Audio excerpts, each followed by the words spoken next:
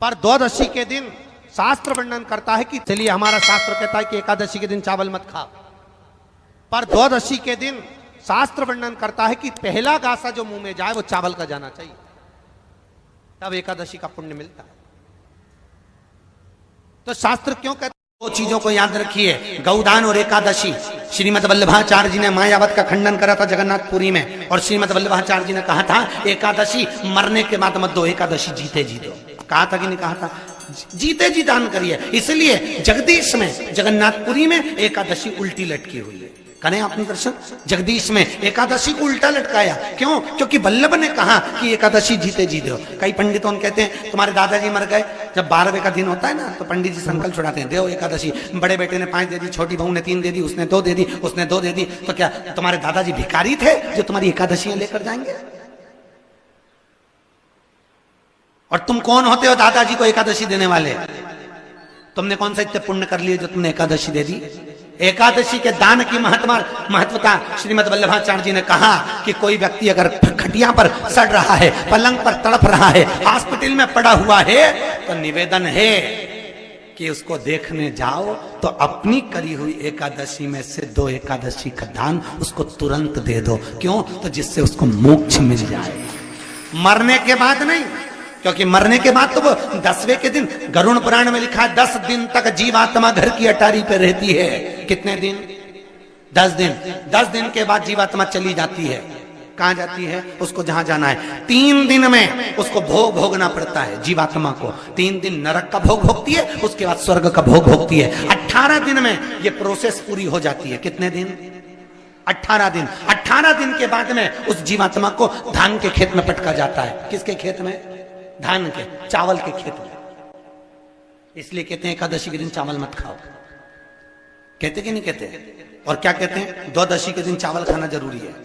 एकादशी का पालना करना है तो द्वादशी को चावल का 1 ग्रास खाओ, तब द्वादशी को चावल खाओगे तो एकादशी लगेगी। चावल नहीं खाओगे तो एकादशी नहीं लगेगी। द्वादशी को चावल खाना जरूरी है। क्यों कहते हैं? क्योंकि धान के खेत में जीव को छोड़ा जाता है, उस धान के खेत में, चावल के खेत में जीवात्मा रहती है। उसको चिड़िया खाती है तो चिड़िया के रूप में जन्म लेता है, मनुष्य खाता है तो मनुष्य के रूप में जन्म लेता है। इसलिए एकादशी के दिन चावल नहीं खाया जाता, क्योंकि एकादशी के दिन हम चावल खाएंगे तो जीव हत्या का दोष लग जाएगा। फिर कब खाना है? द्वादशी के दिन। द्वादशी के दिन क्यों खाया जाता है? क्योंकि हम एकादशी के व्रत करे रहते हैं, और पहला घासा जब चावल का खाते हैं तो अपनी करी हुई एकादशी का पुण्य, जितने जीव हमारे मुंह में जाते हैं उनको उसका पुण्य मिल जाता है, और उनका फिर जन्म नहीं होता, वो तर जाते हैं, उनको एकादशी का भाग मिल जाता है। इसलिए कहते हैं एकादशी को चावल मत खाओ, पर द्वादशी को। जैसे पीपल के पत्ते में पराग होता है,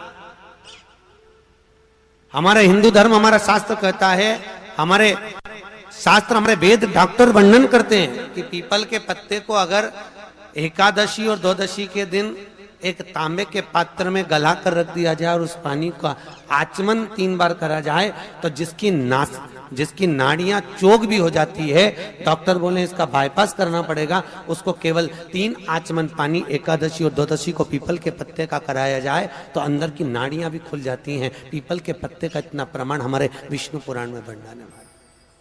पीपल के पत्ते का इतना प्रमाण, पीपल के पत्ते का इतना लेख। जैसे चर्म रोगधारी व्यक्ति होता है ना, जिसकी चमड़ी सफेद पड़ जाती है, तो उसको क्या करना चाहिए? केवल हिंदू धर्म में केवल एक पीपल का वृक्ष है जिसका पराग झड़ता है, और वो रात्रि को लगभग 10 बजे से 12 बजे के भीतर, 9 बजे से 12 बजे के भीतर पीपल के पेड़ के पत्ते का पानी झड़ता है। उसके नीचे एक थाली रख देना चाहिए, और उस थाली में पीपल के पेड़ के नीचे रख दो, और उसका पराग जब झड़ जाए वो पानी को बाल्टी में धो लो, और धोने के बाद थाली को उस पानी से 15 दिन, 8 दिन, 20 दिन स्नान करिए। धीरे धीरे चर्म रोग समाप्त हो जाता है। सफेद जो चमड़ी पड़ी वो वापस अपने रंग में आना चालू हो जाती है। कोई डॉक्टर को ही नहीं दिखाना।